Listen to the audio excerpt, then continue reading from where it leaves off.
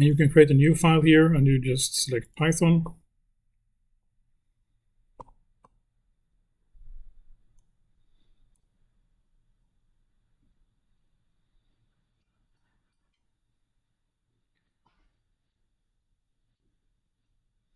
And you get an empty file here, and I just print hello, like this.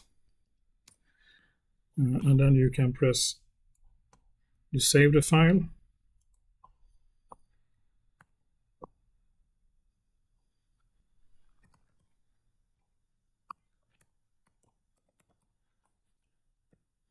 And you save it with an extension .py. That is a default extension of the source code files in Python. And if everything works right, if you have installed the Python extensions, just like in the instructions, you can select Python environments here. By default, you will get the default base environment, but you can also create multiple ones. And then you can press, just exit this one here, click this one.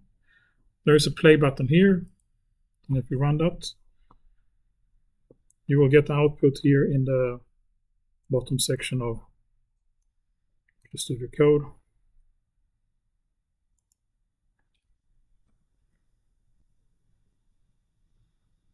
The first time it's a bit longer to start up, but otherwise it should go quickly.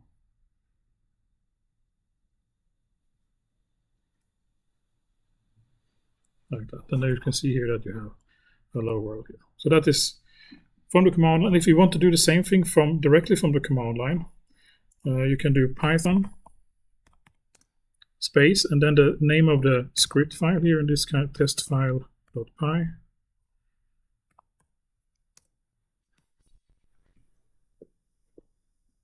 Didn't I have?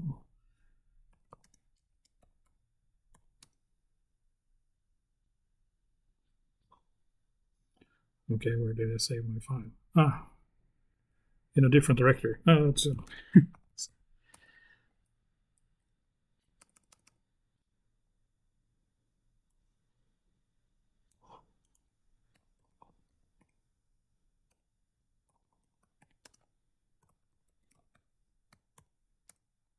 like this.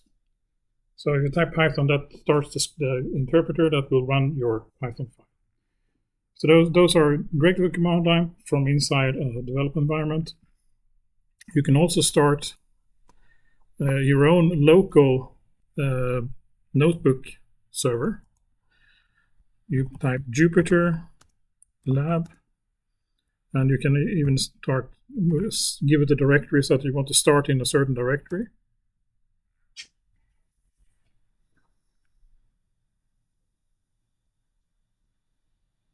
So this will start up a local web server on your computer where you can interact with your notebook.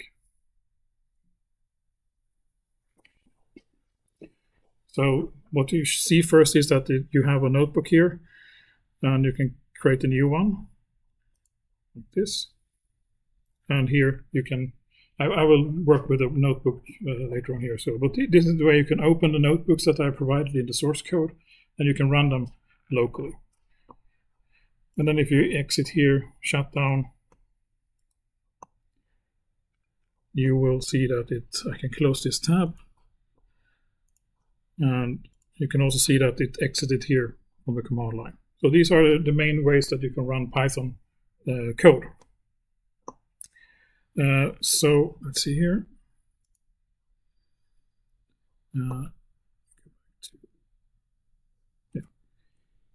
So if you open the lectures here,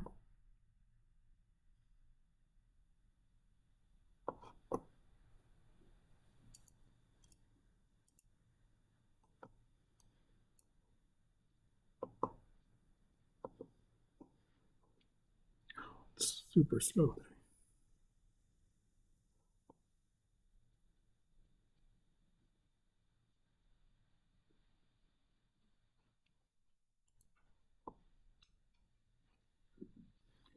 So introduction to Python is the thing I'm going to continue with now. So let's go into that. I'm just going to see. Okay.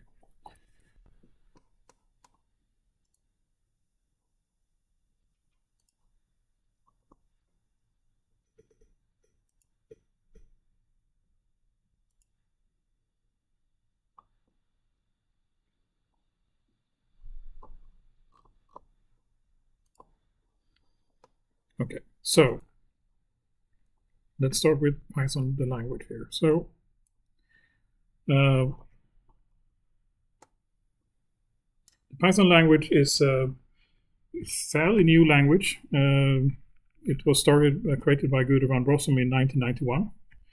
And the idea behind the language was that he wanted a language that supported code readability, which is kind of not something that you see in other languages, perhaps, that is built into the language. And also to be able to write large applications in very clear and logical style. And you will see this readability thing is kind of enforced in Python, but I'll come back to that. Other things that are something that is special for Python is also that it's dynamically typed. I will come back to that later in detail as well, of course. That means that you don't explicitly define the data types when you assign variables. So, for example, if you assign a variable a number, an integer, it will be an integer. If you assign it a floating point, it will be a floating point, and that is taken care of by the language itself. And that can be, if you come from language that's statically typed, it's a bit unusual. Also, a variable can change its data type during the run of your code. So you can assign it a string, and then an integer, and then a float during the lifetime. And that works. And that has benefits, but also you have to think about how you... it can be dangerous sometimes as well. So let's think about it. Another thing that is special with Python is that it supports multiple different programming paradigms.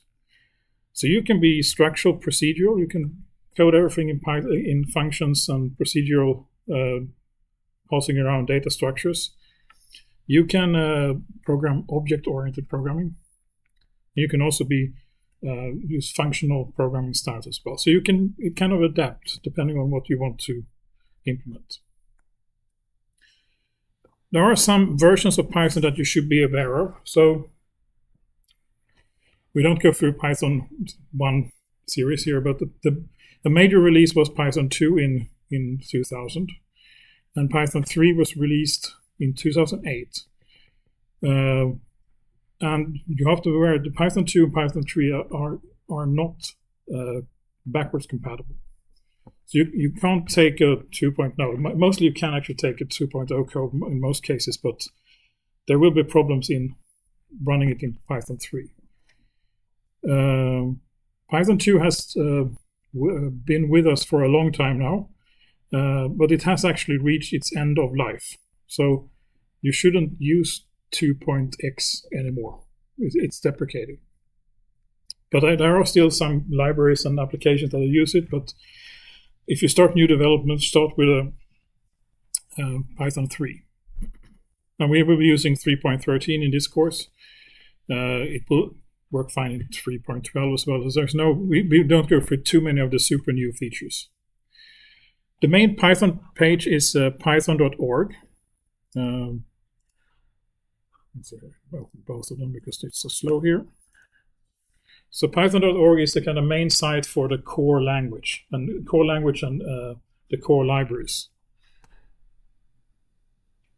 Yeah, I want that.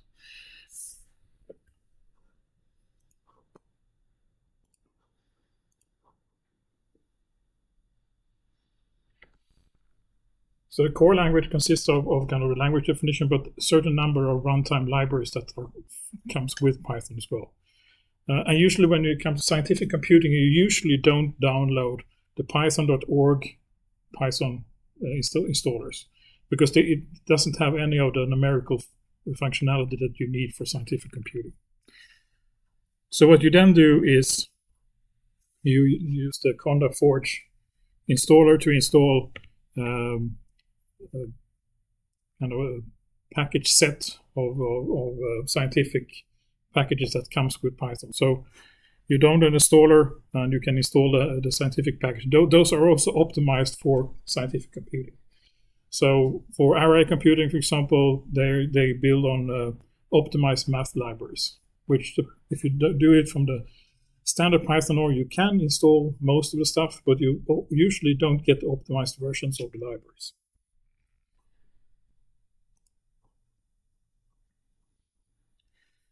So Python has a philosophy. It's kind of obvious, I think. Beautiful is better than ugly.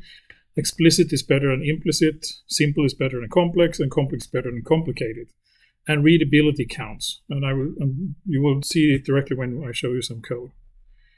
If you want to delve deeper, there is a link here to more in-depth history of the language. So what is a Python program? So a Python program is a text file that consists of rows of statements. And compared to many other languages, if you take C and Fortran, for example, we will go through Fortran this course. These are not, you compile your source code into binary form that is a machine code that is executed on a machine. In Python, Python interpreter interprets row by row and executes row by row. So there is no compilation step, except it compiles every command in a row, and a statement in a row. So that's why it's called a Python interpreter. It reads row by row. It does some optimization by that. So usually it reads the entire source code file and tokenizes it. And you can see that you get some PyCache folders, or you get PyC files in your folder. Those are pre-compiled versions of your source code file, but they're still interpreted line by line. Empty lines are ignored. Comments, you put the hashtag symbol in front of the text, and that is a comment.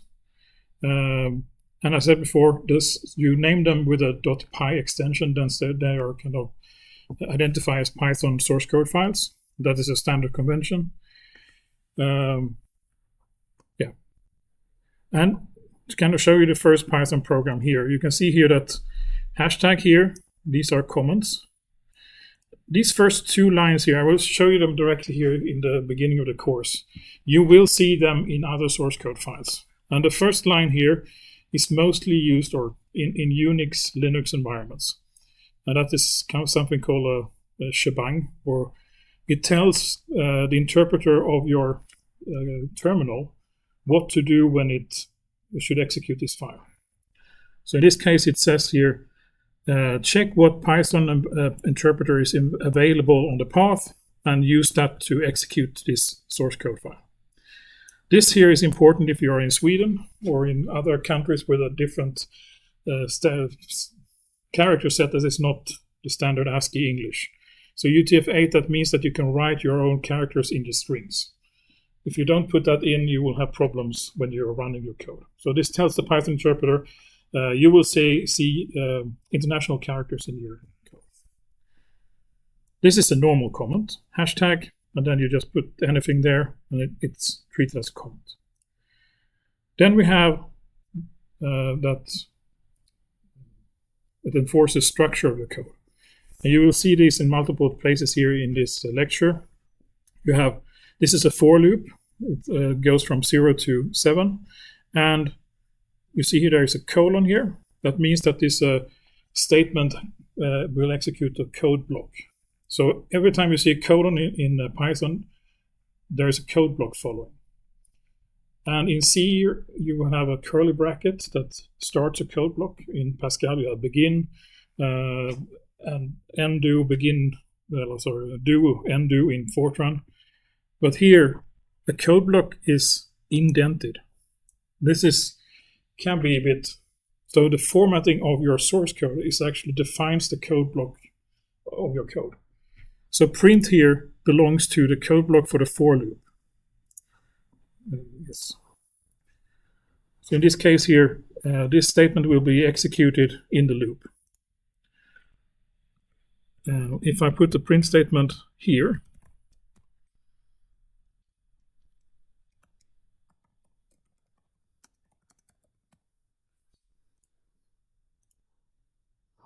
you can see this will not be executed part of the code block, the loop, because it doesn't belong to the code block.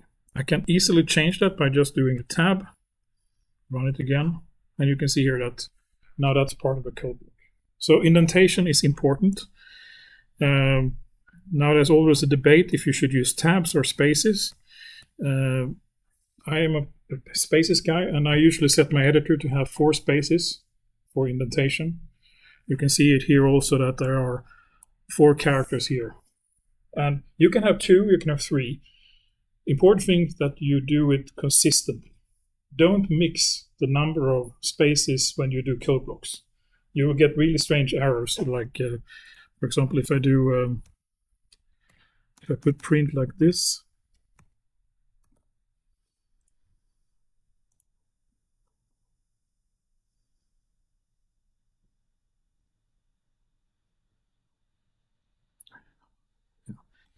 you get indentation error.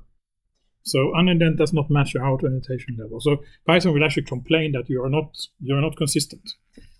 So that is important to note.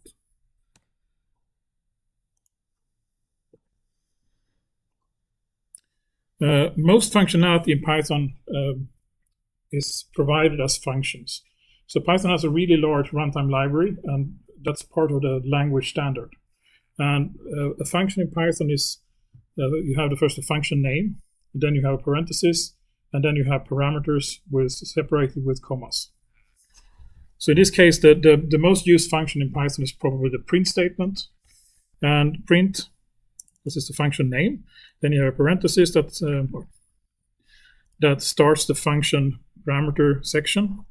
And then you have, this is the first parameter, which is a string, comma here, and then you have 42. So print statement is also a bit special. It can take variable amounts of parameters.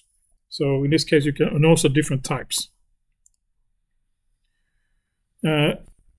If you have functions that don't have an argument list, you still have to provide a parenthesis. So print statement here, that is, you can't do just like this. This is something you could do in Python 1.x something or 2. That is, you can use the print statement without a parenthesis. That is not allowed in Python 3 anymore. And you can see also, if I just execute print without a parenthesis, you will get back the actual function object instead. And that is probably not what you want. So I have a parenthesis like this. Then you also have, so functions can have return values. And you assign them just with like any other language. So you have, this is the return value, and I have a equal sign, and then I call my functions like this. Not quite obvious. Something that is a bit special also in Python is that you can have multiple return values on the left side. So you can have a list of variables that you want to assign on the left side of a function. So in this case, I have a function here, divmod, that returns a quotation and ratio here, and then I receive those in Q&R variables like this.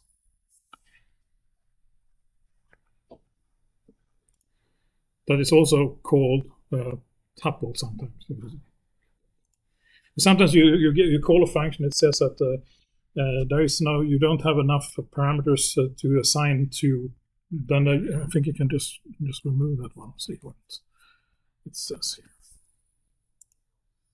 How that worked as well. Okay. That example.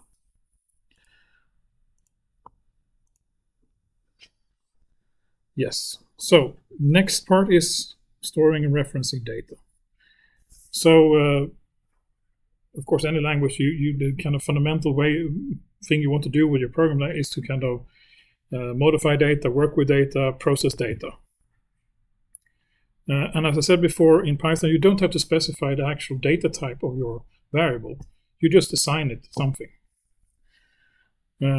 So the actual assignment determines the data type. So if you, for example, here you have A and B, I assign it 1, then it becomes an integer because there is no decimal point in the number, but it's a scalar integer. B is 15 here. If you want to assign a floating point value, you just give it 14.2, then it's a floating point. If you want to be 0, to 14.0. So you need to specify the dot to be a floating point. And also floating points in Python are always double. So you have at least in normal Python. Strings, you assign them and you put, I will go back to strings again, but here I use double quotes. You can have single quotes as well. Then now E is a string. You can do lists, same thing here. And here is what is interesting here as well. Here I use A equals to a string. So now A is a string. It goes from an integer to a string. And you can do that. That is perfectly legal to do that. Naming of variables. So you can, I actually noticed that you can actually use Unicode in your variables, but I think I will not recommend you to do that. So use letters from the English alphabet, numbers. You can't have any special character except for underscores. You can't start with a number. You have to start with a underscore or a letter somehow. And variables are case sensitive. We will come to another language that is case insensitive, and that is Fortran. But Python is case sensitive, so uppercase variable is different from a lowercase variable. Allow variable names. First name, it contains lowercase and has a special character underscore. Last name, same thing. Number, nothing to talk about. I2, that is character and then a number. That's perfectly fine as well. But one var is not okay. I have a number starting and then normal characters. Also year here, but I will see here. I think I can actually do.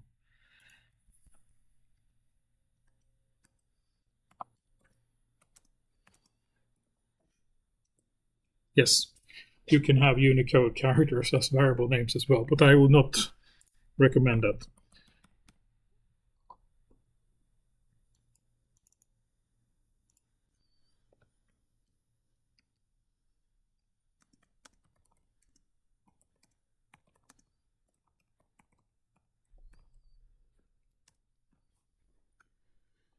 So more on variables. So one thing also to note about Python variables is that variables always references to the underlying data. It's like you go to your restaurant and you leave your coat and jacket, you get a ticket with a number. The ticket is the variable in Python. And that points to a real memory location in your computer, which you can reference with a variable.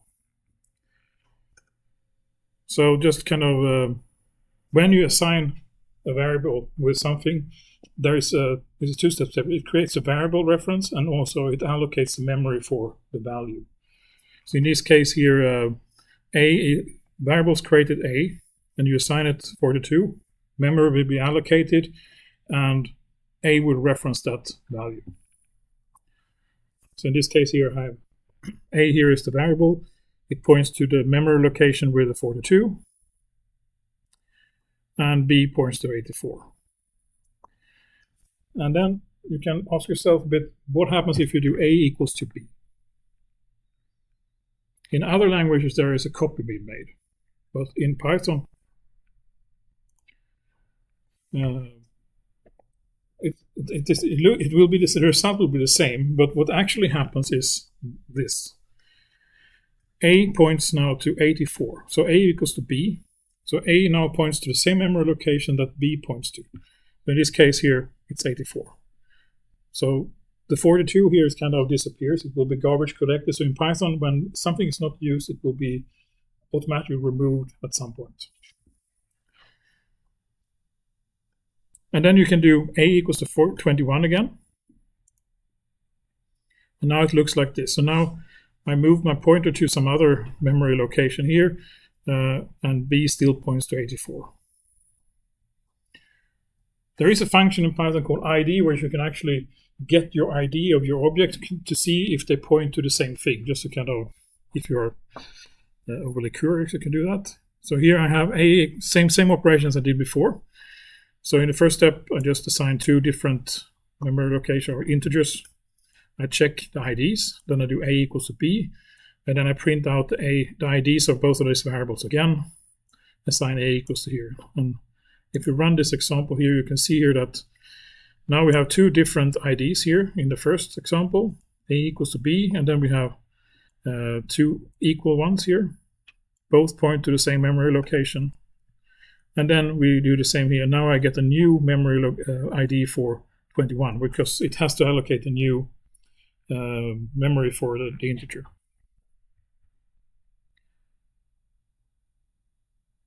I have to keep the practice here. We go continue on here. Now we already covered some of the data types here. So integer and floating point values, you assign, if you assign something that doesn't have a decimal point, it will be an integer.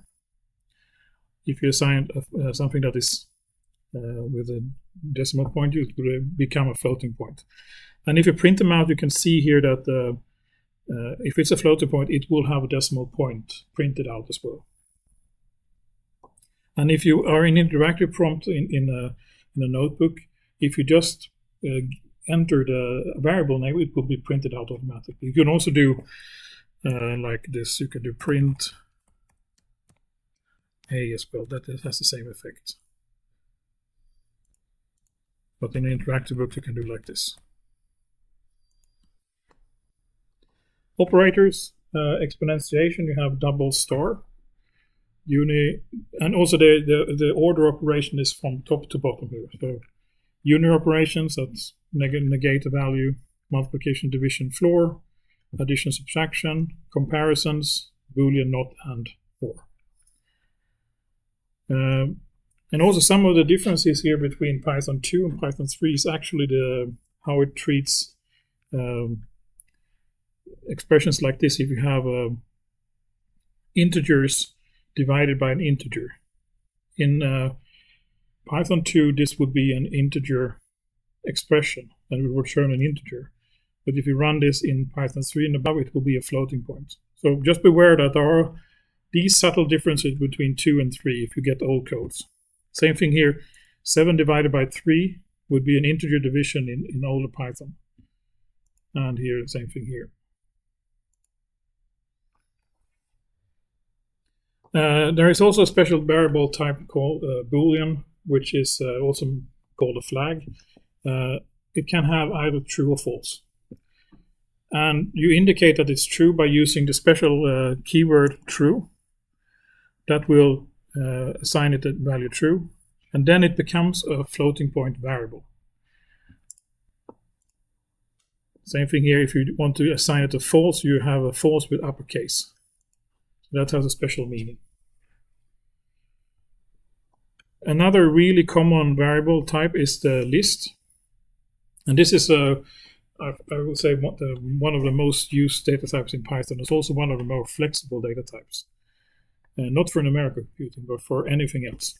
So you create an empty list by assigning an empty bracket like this. So values equals to, this is a list here. So if I run this here, it will return you an empty list.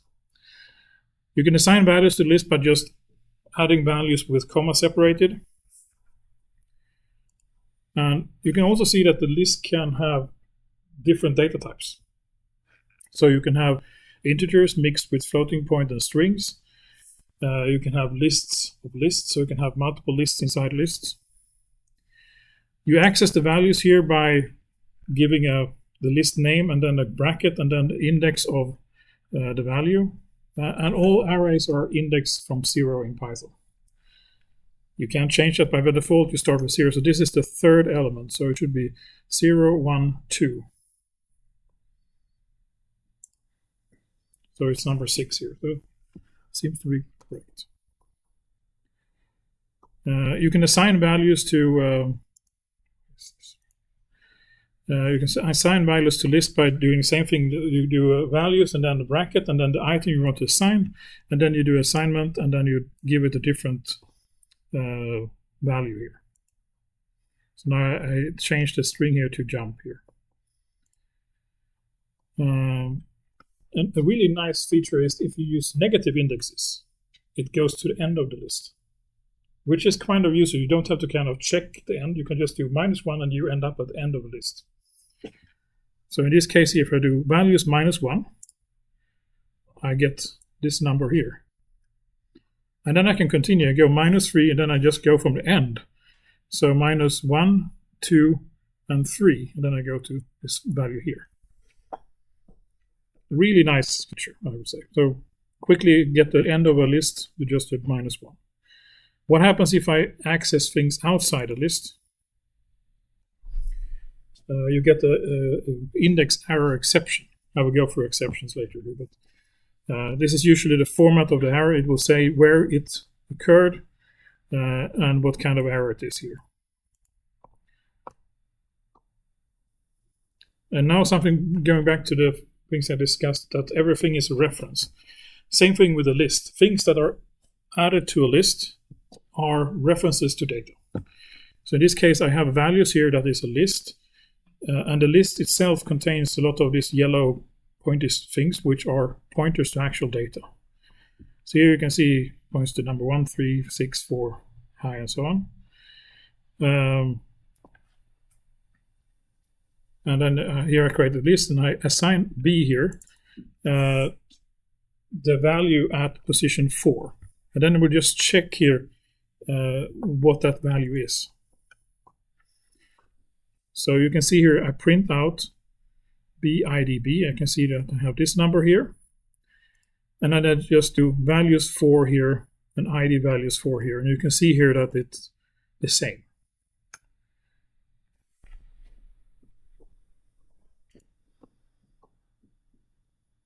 So it looks, if you look visually, you will get this B here points to high here. So just have that in mind, that everything is references in Python. You don't really have to think about it, but have it in the back of your mind that you can have variables that point to the same memory location, multiple variables. So there are some things that you can do with lists. You can reference them using index notations. And for example here, you can extract values from 1, 2, but not including 3. This is a bit odd syntax here. So 3 is not included here. That will list all values from in the list from position 1 up to position 2. And then you can also do up from element 1 going up to not including the last element. You can have every element starting from 3 going up, so 3 colon. This is perhaps not very useful, but you can put a colon, then it will have all values. So it's very similar to what you can do in MATLAB. All values except -2, and from -3 up into the 1 here. So let's do here. So here you can get you will get some smaller subsets of lists when you do this. And you can see here some of the I illustrated it more graphically here. How it can, where the ranges are. This is from the end going from -3, 0, and 3. So that must be okay. We had those different things in the list here. Okay. Yes. Another thing that is when you're working with lists and any data type that contains other things is that you want to know the number of items in a list. And Python has a single function for that called len. Now you can use that on any container data types. It will always return the number of elements in that data type. So it's a generic function you can use on any data type. So if I want to know the number of elements in values, I do len values here. There's only one function to remember for this operation. Adding values to a list, you can do that in multiple ways, of course, in Python. You can do, because everything in Python is an object, you can use methods on this object. So the dot here, that is a method associated with the list object. So I call values.append. That will add 42 to my list. Like this. So you can see I have 42 here. And then if I run it again, I get more 42s here. I can also insert at certain positions. So here I can insert the squeeze string here at position 1. And you can see here it's 0, 1. It pushed the entire list to the right side. You can also remove items from the list using the remove method. So here I do, and you can do remove, for example, the string here, and it will search for the string here and remove that from the list. So now I print the values before and after. You can see here that this was removed from the string. There is also a generic function for deleting stuff, and that is called del. And that can also be used on lists. So you can do del value 0. That will, same thing as calling remove on 0 here. So now I removed number 1 here in the first part here. Then I gave it a reference to the actual value in the list that I want to delete. And you can also work on ranges with the list. So you can give, for example, delete values 3, colon, it will delete that range. So in this case, I go from 3 to and all the elements. So 0, 1, 2, 3, and rest. So this part will be deleted.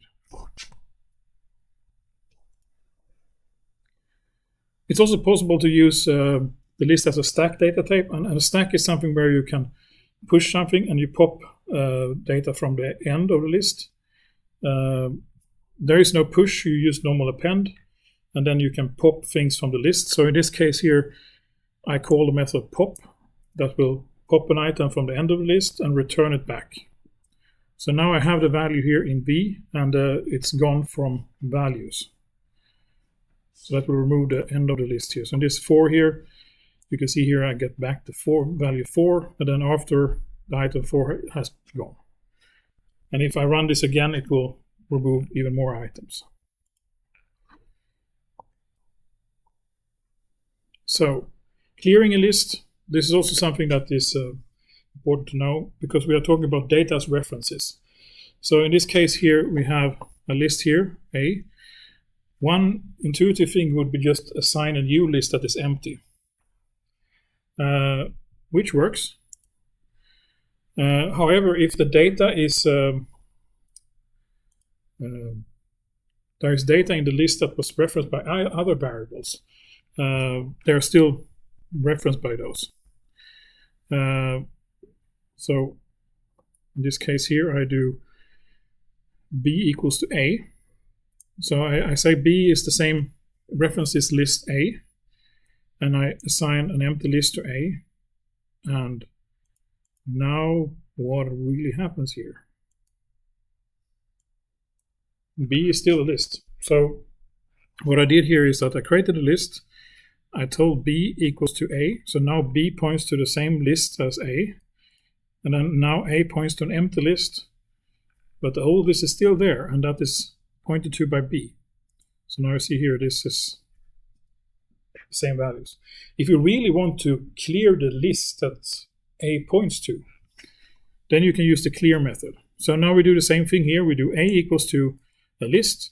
We assign B equals to points to the same list, and then we do A clear. And now we'll see what happens to B. Now B is also empty. So clear works on the list itself and erases the elements inside the list. And that is something that you need to think about because of the references again in Python. So this is, I really want to clear this list, and all the references that points to this list should also be empty.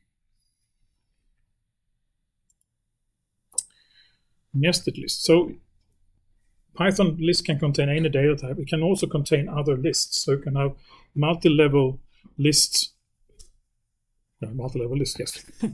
In this case, I have A here and have 1, 2 integers. Then I have another list here and have 2 integers more here. And if I print the second element here, or the third element, so 0, 1, 2, I will get back a list. If you want to reference in a sub-level list, you have to specify first the outer level index, and then you just give it another bracket and the item here. So in this case, I will access the the third element in this list, the first element inside the sub-list. And here I access the second element in the sublist. Like that. So using this kind of nested list concept, we can actually create very quickly two-dimensional data structures. So for example, I want to create a spreadsheet. I create first an empty list that should contain rows. And then I append rows to this spreadsheet. And here is another interesting syntax that it's useful. If you want to create a list that contains number of values, you can use the multiplication operator to create a list of 10 elements, 10 values. So basically what it takes this single list here, 0, and just adds them together and creates a list containing zeros here. And then I can check length spreadsheet. That will return the number of rows in the outer list. And here you can access row number 0 and column number 5 in this list, this spreadsheet. So you can see here I have every item in this is a list of 10 elements of zeros, like this. And then you can see if you print length here, it will print you the length of the outer list. And then I can go into item number first row, and then the 6th element here, which is 0 here. So let's take a 10 minutes break, and then we come back here again. Okay, so just to illustrate this thing with multiplication of to create list of certain sizes here, you can see here that I have an element here, 5, multiplied by 6. Around this, you can see here I get a list of 6 items. I will show you some example where you could use strings with the same similar way to create strings of a certain size. This is just remember I can use multiplication operator to create a list of certain size. In following example here, I created a list of the info. I create a list 1, 2, and that will be inside my list here, and 5, 6 here. So you can assign B0 here to -1, and assign A to 1, which is 0, 1, 2, 1, 2. You see here that B is changed. If we first B inside my list, change it. Here you can change A here. You change B. So let me see B, A just here. Here, this B is going to see this here. Nope, this person will do this. Look, and for the inside A, it's good. Assign B, I can do this inside my list. So I need one copy of this. We can see the difference. That's it. We will B, and we will B, and we will B. But the person takes this. So think about this. This is a change. This is like this. That's what he will do.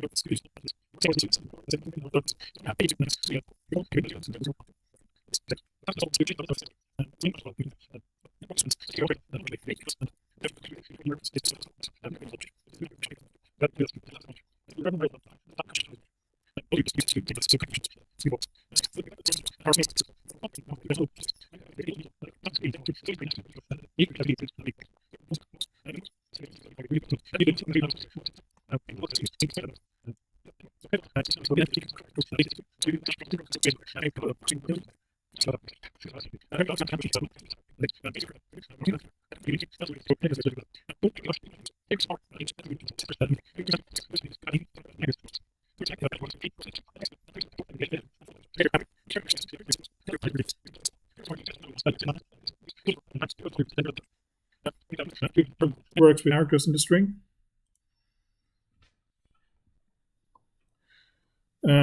Now I come back to this, that is not a problem to have immutable strings. You can combine them together. So you can create a new string that consists of 2 other strings. So in this case I have these 2, and then I just do S3 is equal to S1 plus S2. I create a new string. So it's very easy to create new strings with Python.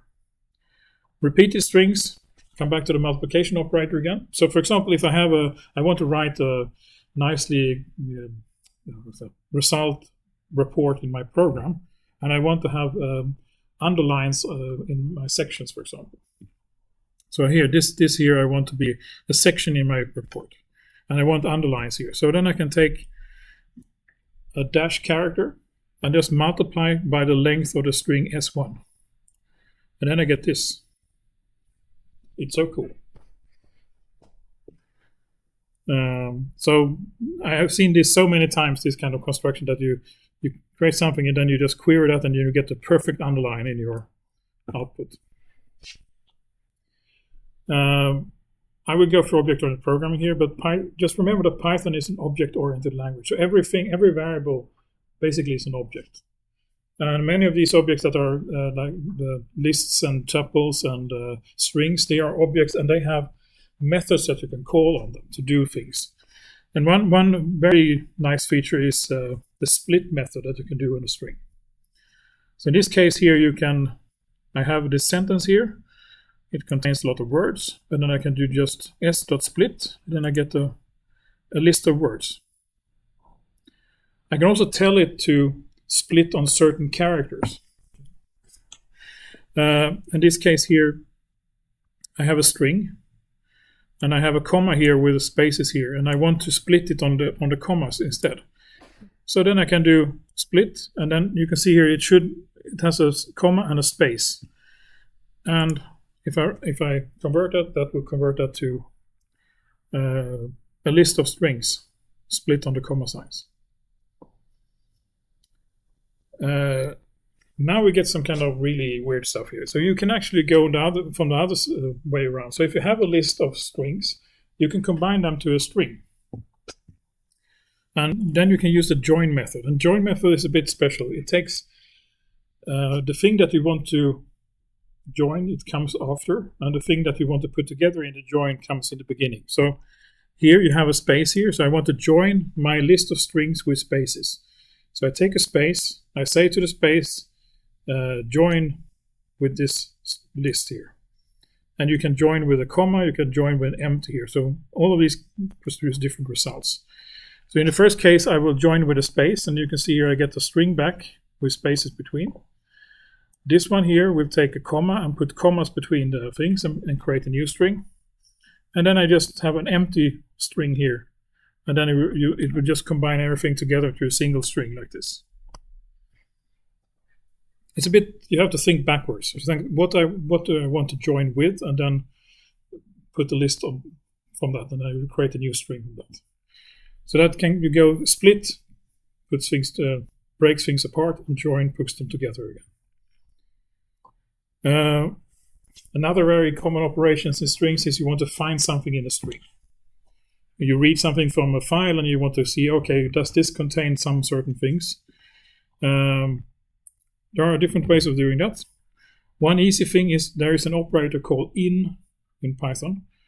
So what you can do is you can check if a certain string is in the string. So in this case, I want to check if this word here is in this string, and it's there. So, and if it's in there, it will return true. Otherwise, it will return false. So it's true.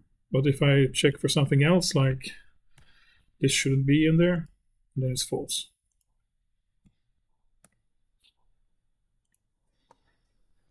So this just tells you that the word is actually in there, but you don't know where. If you want to know where, you can use, let's see here, you can use the find method. So find will look for a word, and it will return the index of that word in the string. This is the default version here. So it takes only a single argument, that is the word I want to find, and it returns that position. The second parameter is where you want it to start to search from. So in this case, I actually search from the last position of this because it only finds the first instance of that word. If you want to find the next one, you have to search from the position +1 and then continue on. So you can see here. And also, if it doesn't find anything, it returns -1. So you can use that to check if it found something. Another thing that is super important when you are processing data of different is be able to remove unnecessary things that are trailing and leading your strings. So for example, here I have a string that contains white space here on the right, and also some white space, to the left and to the right. The strip method will remove leading and trailing white space. So you can see here I started with something here, and the return string is actually without the leading and trailing parts. If you only want to kind of strip left or right, you can use the R strip and L strip. These are the same thing, but for left and right side.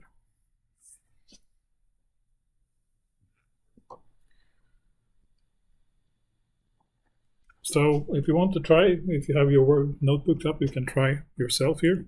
Create a string with your full name and split it into your first and last name.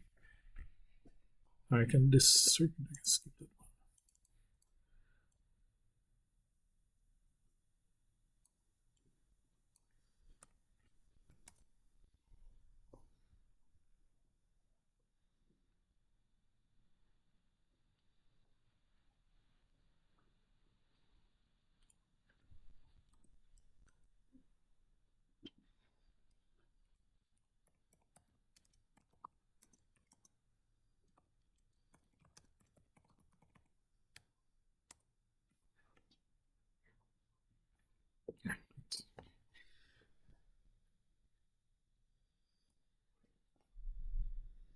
Sometimes it's good to turn off your AI if you're practicing things.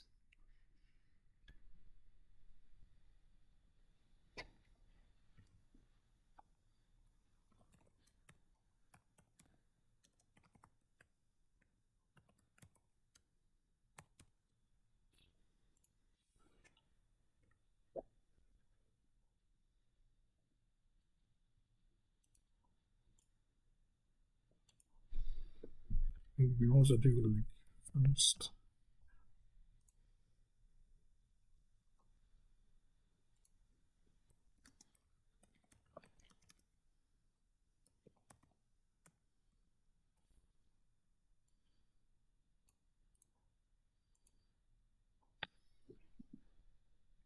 So there are actually two ways you can do this. So you can do split and just print it out, and then you get a list of your first and last name. You can actually do assign your first and last as separate variables using first last equals to full name split, and then you get two variables, one with the first name and then one with the last name, like this. So now I'm just going a short deep dive here into variables types, just to kind of show you that there are actually data types in Python. So in this case here I have A, B, C, and D. These are integer, floating point, boolean, and a string. And there is a function in Python called type where you can actually query the type of the variable. And here you can see that it's not like it's typeless language. It's actually very clear that you have types. In this case, I have int, float, bool, and string. So these are, when you assign them, they actually get data types. So if you're uncertain, if you get something from a function or you call some library, you can actually use type to see what is it actually behind it. Now we get to the second really more powerful data structure in Python. It's called a dictionary. And a dictionary is kind of an index string where you can you store things in pairs. You always have a key and a value, and you can search with the key to get really quickly to the value. Dictionaries are, when you create an empty dictionary, instead of using brackets, you use curly brackets. So in this case here, I have values, curly bracket. An empty dictionary just is an empty curly bracket like that. You can also store, just like you create a list with items in them, you can store them by giving pairs of values. So you have here and have a string, that is the key, colon, value. Key, colon, value. And this is how you populate the list. And you print it out, you can see here that it prints out key, value, key, value, key, value. Also notice that there's not always, in this case it was pretty okay, the order of the items in a dictionary is not always printed in the right order because they are stored in a tree. So traversing that tree is not necessarily that you will get out the order that as you put them in, like you do with a list. You can access the values using just like in a string. So here you go, values, bracket, and then the key. So in this case, I get back the the values that corresponds to that key. It's very same principle that you have for when you assign a value to a list. You do bracket, but instead of putting an index, you put the key in, and then you assign a value to that key. And if that key doesn't exist, it will be created automatically. So in this case here, I insert Peter and give it a new value. And now you can see I have Peter in my dictionary here as well. Now, of course, comes the next part here. We want to find stuff in our dictionary. So we have filled the dictionary of things, and we want to find it. Then you can see here I have some values here. Then we can use in again. So print Emily in index, Bob in index. So let's see, we have Emily here, so that should return true. We don't have a Bob, so that should return false.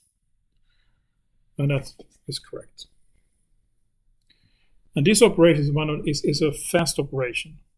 So compared to if you have done this in a list, you have kind of loop over and find that. This is a fast operation. And that is kind of a benefit using dictionaries. You can find things fast in a dictionary. And same thing, you want to have the number of values in the dictionary. You use the universal function len again, and then you get back the number of elements here. We have 4. And that refers to the values, not the index here. Adding values, we just create the key, assign a value, same thing. Same thing with lists. Dictionaries can contain any kind of data type, so you can mix and match what we want. So in this case here, I have a dictionary config here, so this is kind of storing some configuration for my application. So I put a key general here, and I then have another dictionary inside the general key for the username and temporary path. Constants, I have 2 constants stored here as a sub-dictionary. I can have a items key here, and then I have a list here. So in this case, I have a list inside my dictionary that is key with values here. And then I can access this dictionary here by giving brackets here. So first I want to access the general section, and I want the key username. And that will return me Alice. And here I get constants, I'm going to that one, and pi. And then I can do items values 1, that will be 0 and 1, so that should be a 2. So that's really flexible data type. Especially if you have you can have, for example, multiple dictionaries to search data in different ways. So it's a really cheap way to just add more key value pairs in different ways to enable fast searching. There is also another data type called sets. And sets are must contain unique values. So in this case here, you create them. Basically, it's kind of a dictionary without the values. So here you have a curly bracket and then some values. And you can see here I have 4 and 4 here. And if I run this, you can see here 1, 2, 3, 4, 5. So duplicates are not allowed. It will be removed automatically. Empty set you just create like this. Then you can do some combinations of sets here. Union, intersection, difference, symmetric difference. So union here, you can see that it combines these two here and you get the unique back. Intersection, 3 and 4, difference, and so on. So there are some operations you can do with sets that you can't do with other things. So I usually use it when I want to have I know I have multiple duplicates in a thing I read, and I can read them into a set, and I know that I don't have any duplicates. So I don't use it too much, but sometimes it's useful to know that there is this kind of data set. So there is a lot of built-in stuff in Python that you can use directly that is really useful. Yeah. Then you can add and remove things, you can discard, pop. So it works almost like a normal data structure here. Yeah, and you see the same thing here again, that you can check for membership using the in again. So in is used for checking if something is in a data structure. So in this case, I have 3 in my set. So it is 3 in my set, that should return true. 5 in my set should be returned false. Now that there is a concept here that I haven't explained, it's called a format string. I will get back to that later. It's a way of automatically, really easy way to format your output without using special functions. I think we went through tuples here, so I will skip that one here. There's some more technical details here. You can, I think, well, I need to, but there are some assignments here. It's good to kind of just to check them later when you come home. I will continue on to loops and conditional statements. So we already touched upon the loops, and there are with many things in Python. There are many ways of doing the same thing.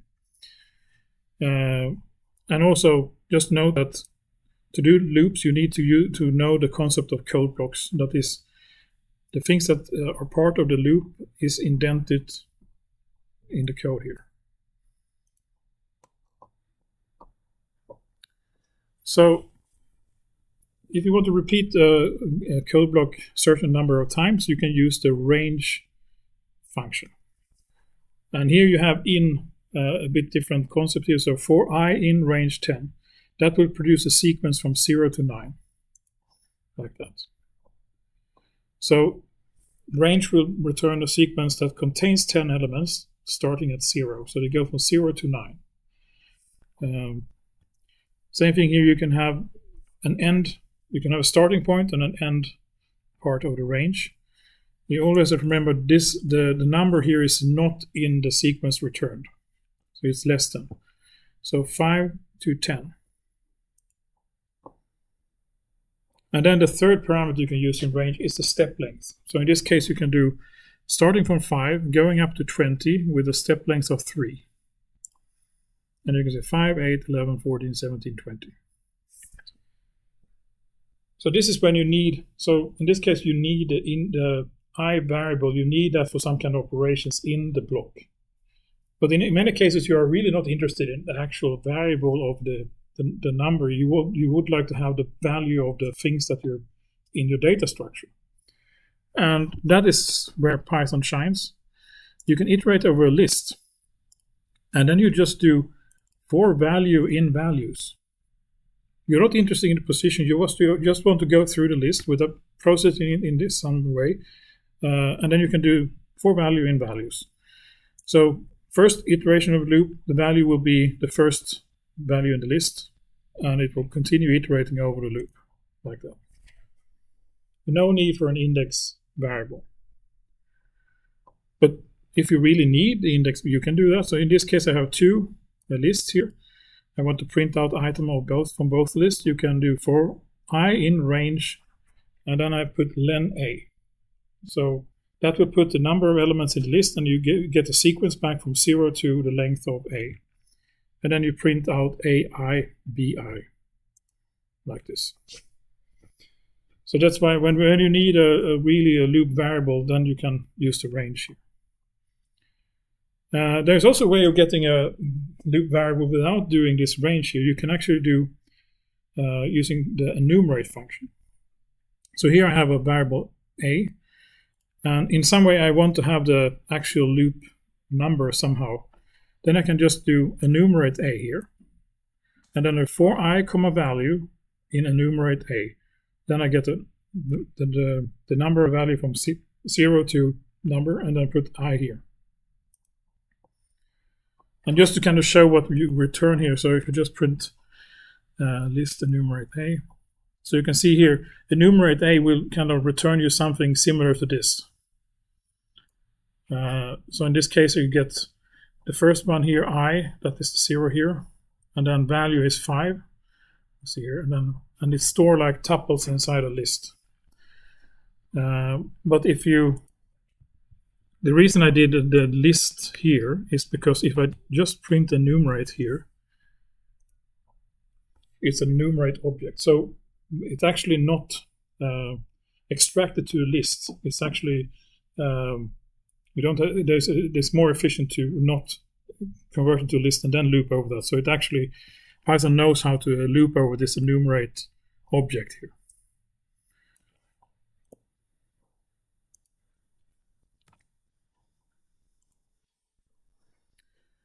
You can also iterate over multiple lists, and there is of course a function for doing that as well. It's called zip. Really strange name, but think of it zipping together things in a neat way. So I have xpos and ypos lists, and I want to loop over them and get an x and y coordinate for each of the rows in those. And then I want to loop over xpos and ypos. And then I get x, that is this value here first, and then y is this value, and then I continue on in both lists, like this. And if we do the same operation I did before here with I convert this to a list, you can see here that they are stored pairwise. It zips them together and creates a new data structure. You will see that in many of the Python code, that when you loop over the multiple things, you usually see a zip in the loop. Nested lists. Then you have to have two loops. So you have in this case, I have a list here with, let's see, coordinates here, coordinate pairs. And then I have 4 p endpoints. That is the outer loop that will loop over the outer list here. So that will return you p will be a list of these ones here. And then for each of those, I loop for chord in p print chord. So this is the outer block, or this is the outer block, and this is the inner block here. So this will just print out all the numbers in sequence: 50, 50, 130, 70, 220, and so on. So how do we iterate over dictionaries? Yeah, of course, you can do that in multiple ways as well. One way of doing it is using the items method of a dictionary. So then you can do for key value in name dict items. Then you get back the key and the value of the list, or the dictionary. You can also look here how that structure looks like. Here you can see it's pairs of values here in a list that gets back here.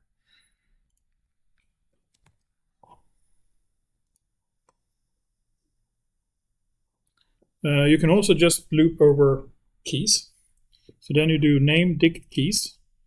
Sometimes it's only that you want to use the key for indexing other things as well. And in this case here, you for key in dict keys, and you get only the key, and then you can use key to actually look up the value in the dictionary itself, like that. Sometimes you only want to loop over the values. Then you can use the values method. For value in name dict values, then you get only the values in the dictionary. Note that the order can be different than how they are stored, so be careful about that. Now we have used a for to loop. There is also a while statement that you can use in Python, where you're more kind of iterating like in a numerical sense, that you want to iterate until some condition is fulfilled. Then you can use the while statement. And the while statement here, you have while, and then you have an expression here. And the while, Python will iterate until this expression is false. So in this case, we do some operations here, and I want the error to be, we will continue to iterate if the error is larger than something here. So we run here, you can see here, then it stops.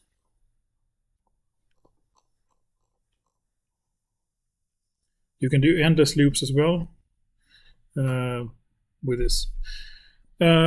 Next is conditional statement. So multiple times you want to check things for different, you do some logic in your code. Here we use the indented blocks again. So if I want to check that I equals to 0, if that is true, this here,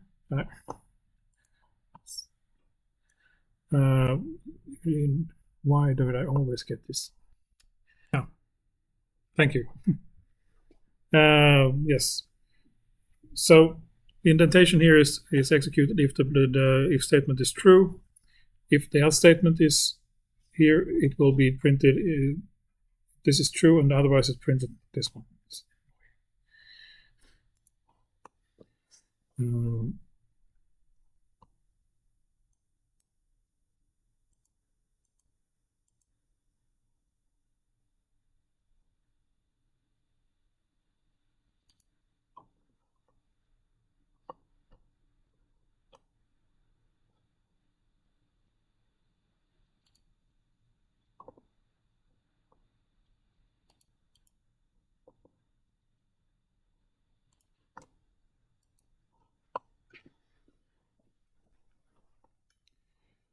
Yes, and then you can also have nested elif states. So if you have multiple conditions that you want to check for, you can use the elif keyword, and then you can have if elif, and that will be printed elif, and then finally you can have else here on the row here.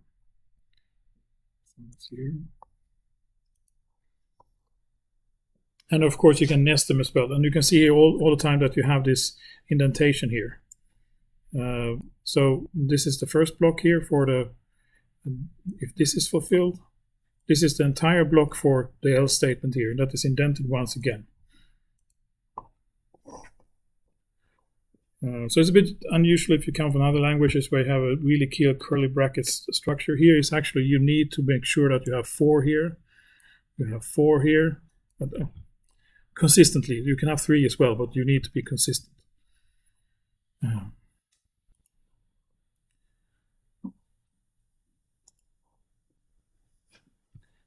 You can control loop iterations. So there are 2 ways of doing that. You can do break, that exits a loop. You can do continue, that continues to the next iteration. So in this case here, I have a loop going to 20 items. If I equals 10, I will break the loop. That will go out of loop. If it's 5, I will continue to the next iteration, and that shouldn't print this section here. So if I run this, you see how I go to 1, 0 to 4, and then you go to the next iteration. It will skip this print and continue to the next iteration of the loop, 6, 7, 8. And then if I come to 10, I exit, and then it breaks before the loop has ended. I think you should try to avoid too much breaking and continue, because it kind of makes some kind of spaghetti code of your loop. So usually there are ways. Have a single break, that's fine. Continue is a bit, makes it hard to read.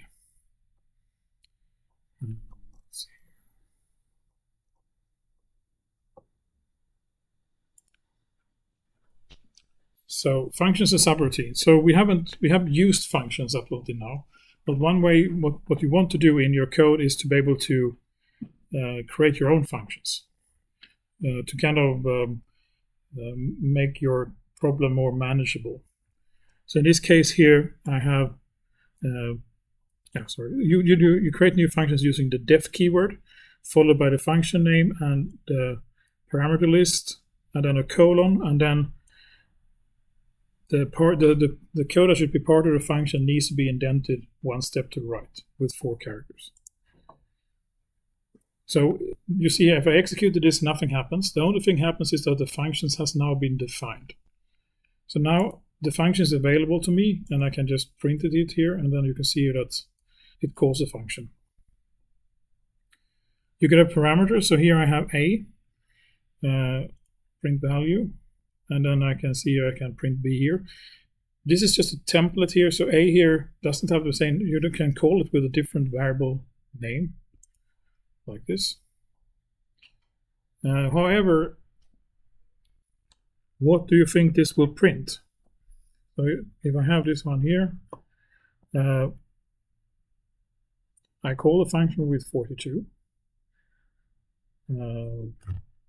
What will be the value here?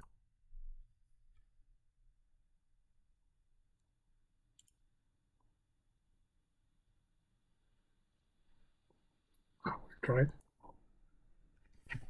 The value is 42. This value coming in here, it prints out 42, which it should. Then I change a here, I think, but this is not what happens. So here I actually assign a something else. This is a local variable inside my function.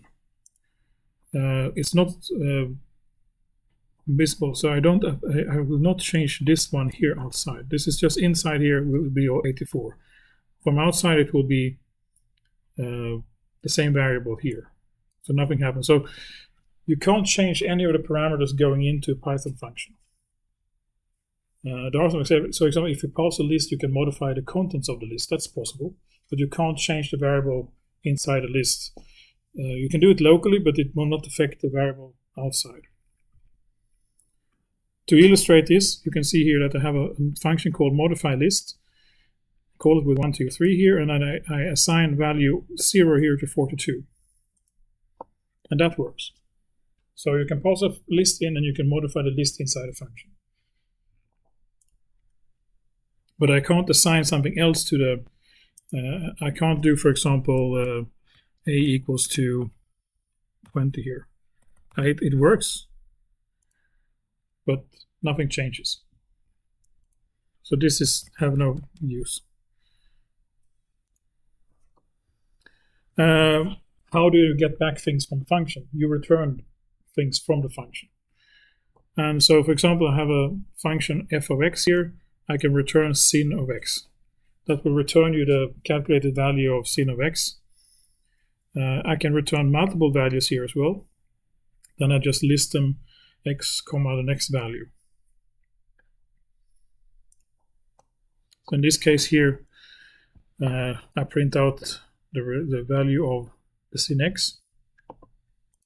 And test42 here returns those values. So in this case, I have to catch the variables coming from the function and assign them as well. So I think this will return me an error if I just receive one. No, it works as well. Okay.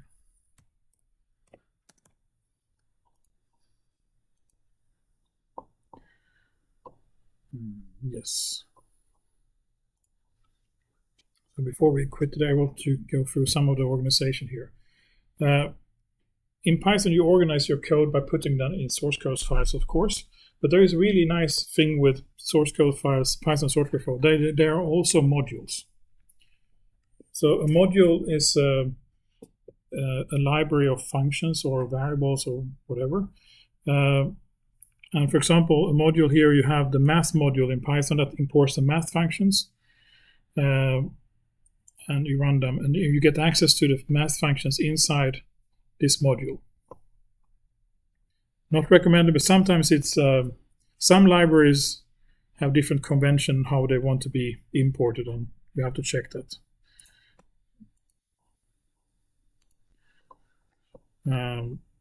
You can also, this one here is also a bit heavy. So if you put star, it will import every function, and that is actually kind of expensive operations when you import things. So your code will stop there and wait and then continue on. So if you know what you want, you can do explicit import. So you can from math import sin and square root. Then you get only the things that you need from that import.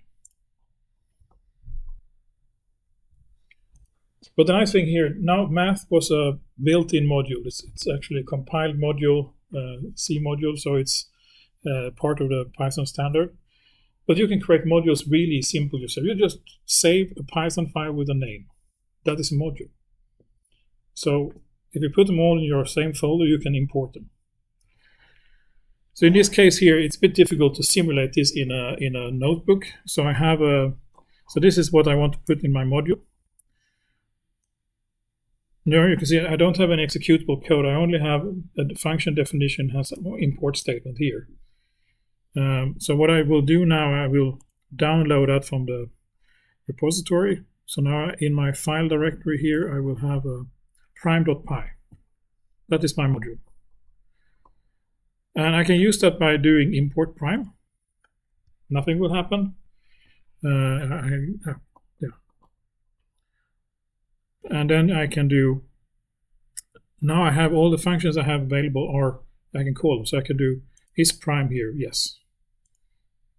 So by importing, I get access to the functions in that module. And And that is you don't have to think too much. You just put everything in a single file, have multiple files, and then you just import those files and build your programs like that. So it's a very easy way of modularizing your program.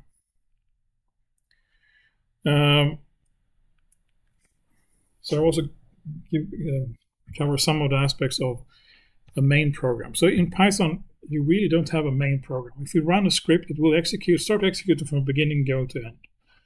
The problem is when you import a module, it's the same thing. It starts executing the top, and you need some kind of mechanism to know if you're importing source code or if you're running it as a script. And what you can do then is, I will first here, I have a special module here. It prints name here. That prints the module name. I'll download these things first here.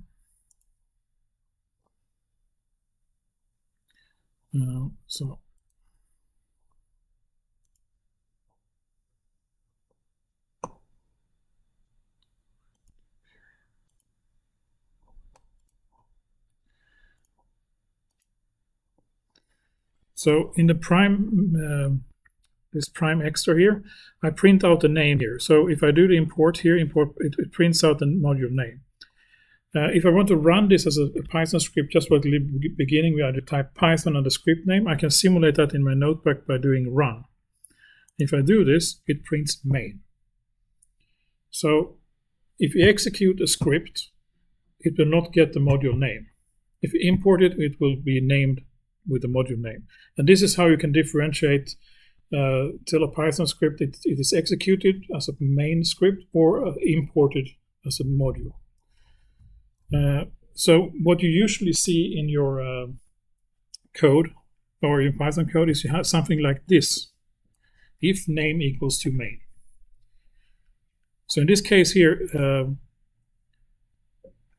if I import this prime main, name will not be main. This will not be executed.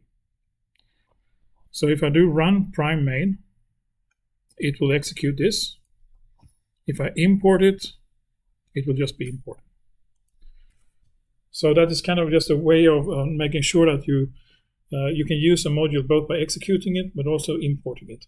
But you need to have this kind of protection here. And a lot of code uses this mechanism to have the test functions. So a module has you can run a module, just kind of have a test functionality at the end. And then you have this thing here. But there's also a way of not mistakenly executing code when you import a module that has a main routine. So I think I have to stop here because we have 3 o'clock and I continue on Thursday.